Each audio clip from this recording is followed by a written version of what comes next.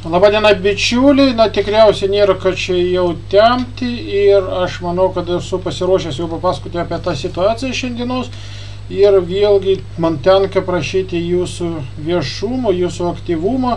Nuotraukoje štai čia jūs matote vyriškį, jo nuotrauka buvo patalpinta portale Vitės bendruomenė.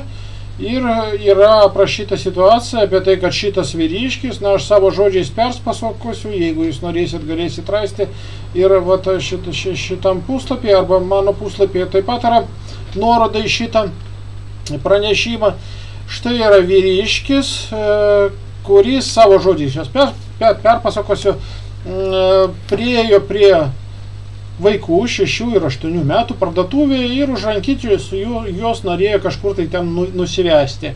Kai tėvai parašė šitą postą, parodė šitą vyriškį, pasirodė, kad yra mažiausiai 2 jau moteris atsiliepė, kad šitas vyriškis jau ne pirmą kartą domėjosi mažamečiais vaikais.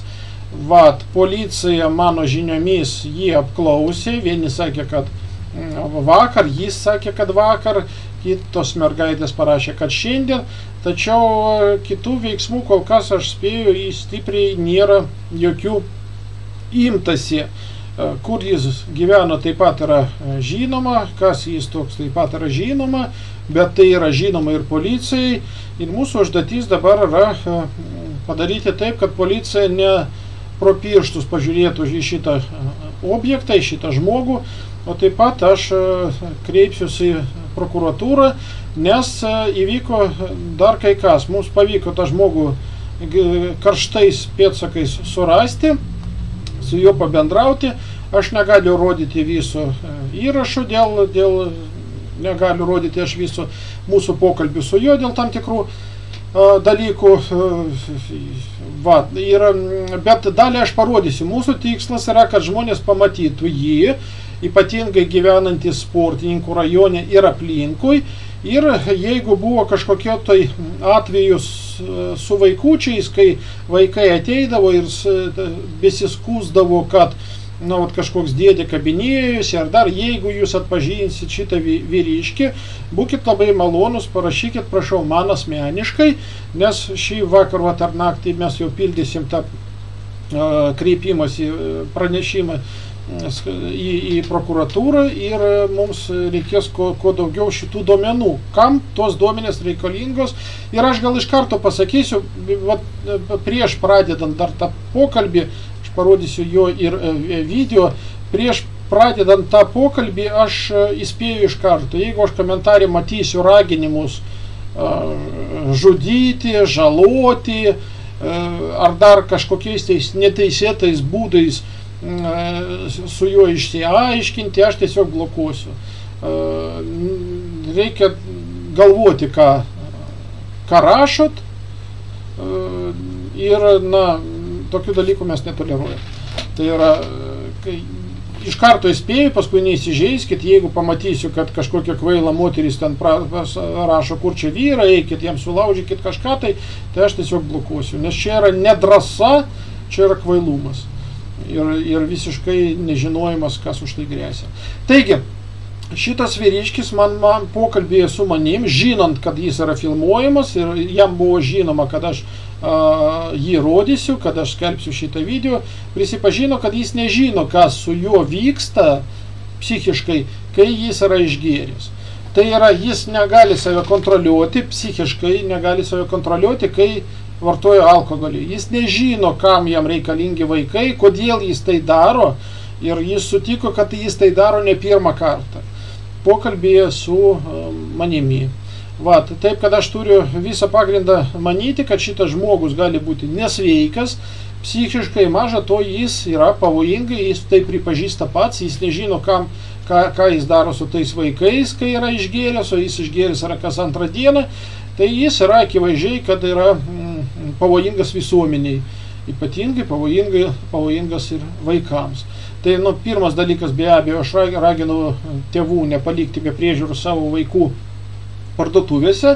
būna taip, kad žinot, vaikutis ten nueina apžiūrėti žaislų, o mama tuo metu eina ten pirkti kažko, ar tėtis kažką tai kitą pirkti, ir tuo metu prieina štai toksai dėdė ir nežinodamas, kam jam yra reikalingi šitie vaikai, paima juos už rankyčių ir išveda.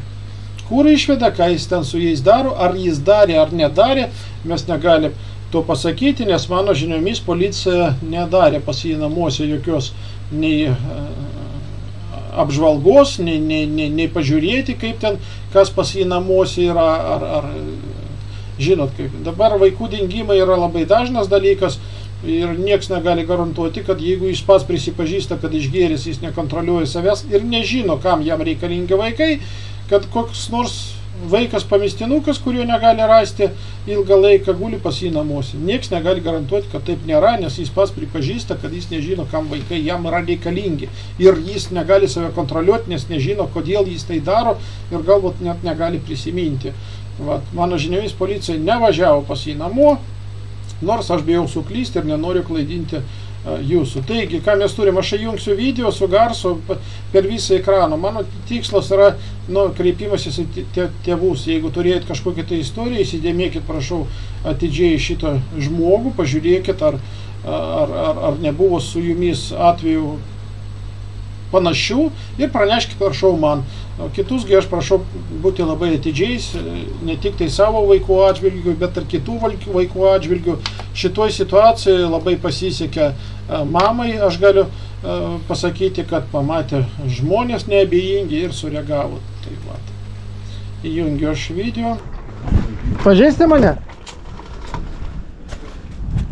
Nelabai, ne. Nu dabar papasakok man, kas ten buvo. Apklausė tave vakar policija?